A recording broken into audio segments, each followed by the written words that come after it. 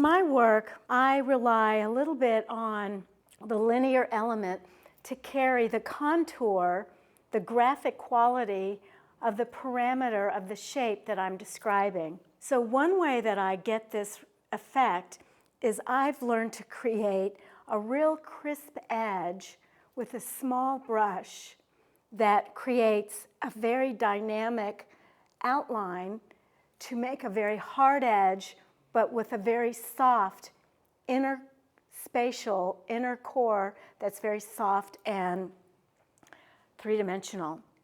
So this is how I create that hard edge.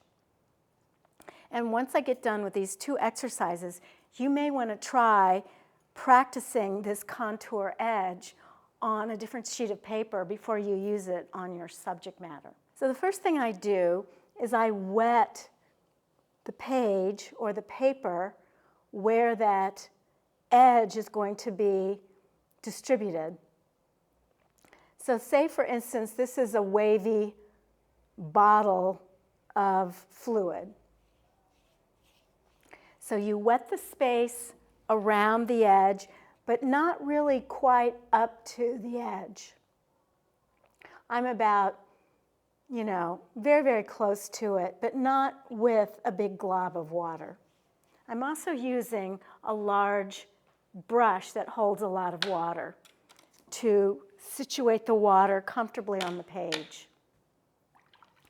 Next, you want to take your number 2 brush, and this is a silver black velvet 3000S. It's the brush that I use. It's a squirrel and synthetic brush, and I'm going to use quinacridone burnt orange to create my crisp edge.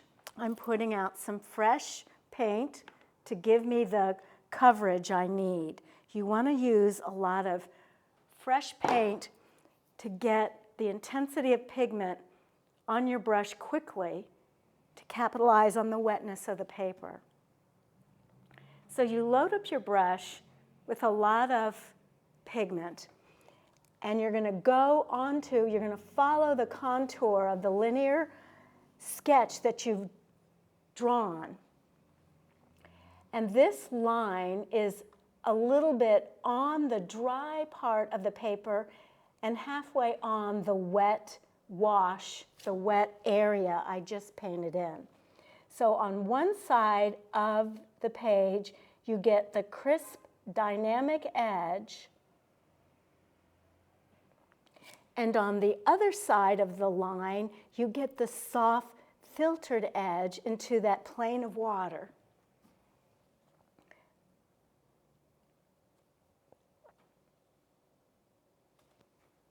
So you see, as you go up and down the line, one side is dry and sharp, and the other side is soft and dimensional. So you've got your line drawn in wet pigment. It's intense value. It's a deep value because you want that line to have some substance. Then you can take your, let's say, your number 10 brush, and you learn to soften that edge as it comes into the field of water. So I'm softening the edge and extending it out to the plane of water. And I'm beginning to see the shape of the form that I'm describing, but it also has that very crisp edge on the other side of it.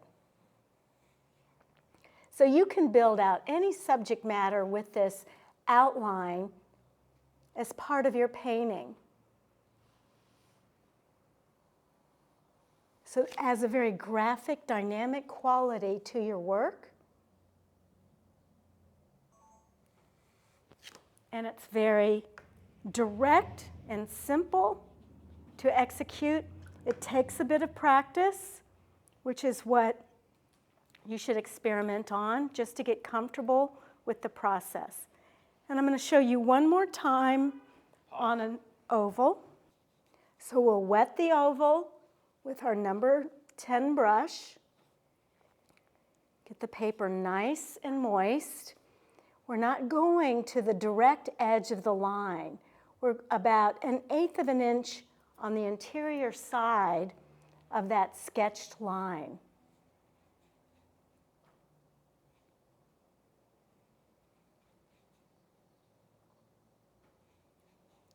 We'll wet the paper enough just to make sure that there's enough water to keep it fluid for a few minutes while we create our line. Take your number 2 brush, load it up with pretty intense saturated pigment of burnt sienna, and begin tracing the outline of that edge with your burnt sienna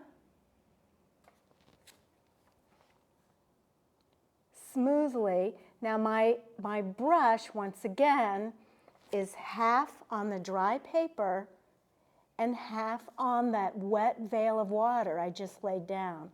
So there's a dry, crisp side that's graphic and tight, and then there's a soft filtering side into that veil of water. So after you've got your total edge painted in,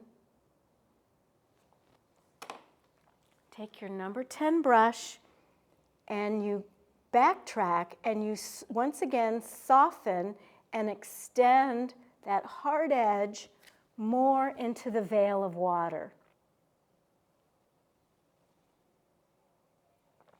So now I'm going back into the pigment that I've laid down, and I'm pushing it back into the veil of water. I'm unifying it into this field of water, softening all the dips and crannies of the line and making it smooth and believable. And that is another way you can practice creating a very dynamic and graphic hard edge that gives you a good outline and then a very soft, dimensional interior to your egg shape.